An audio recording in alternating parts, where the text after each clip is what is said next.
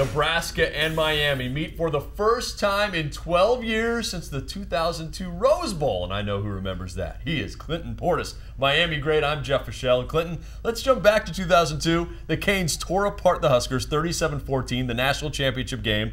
You were a key part of that. What are your memories of that game? Just hoisting that trophy after. That's the only memory you need. I think we dominated that game. Nebraska didn't stand a chance. We knew that going into that game. And I remember hoisting that trophy and giving that kiss to her. Here you go, baby.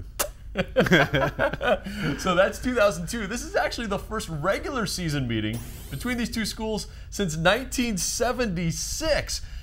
Take me back now to what you've seen Miami this year. They lose opening day to Louisville. Since then, they've improved. What have you seen? What's the change in this team over these last couple wins? Well, our last meeting to the Midwest was a rough one. Brad Kaaya, first game, going into Louisville, hostile stadium. Louisville had a great defense. Now, I think this trip will be different. Going out to Nebraska, I feel as if Kaaya is more comfortable. I think the coach is more comfortable with him, allowing him to throw the deep ball. Since that first week, we've seen that in two games against FAMU and Arkansas State. We saw him going deep downfield. You saw the reemergence of Philip Dorsett, who I've been speaking of all along. So I think going into the Nebraska game, Nebraska has to focus on the deep ball, which I don't think they have anyone who can run and match a 4.19 that Philip Dorsett run. We get Stacey Coley back. We believe in our vertical game now. So I expect to expose their defense as we did in the national championship. Let's jump over to Miami's defense. They did a great job of stopping the read option from Arkansas State, just about 2 yards a carry.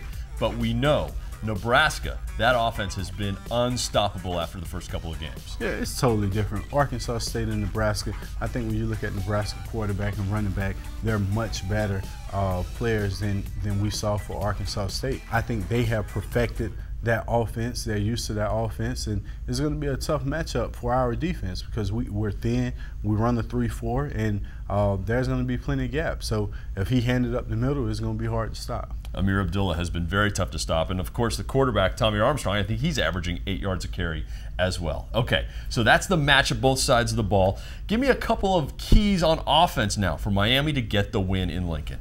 Well, Miami has to go out and establish a running game.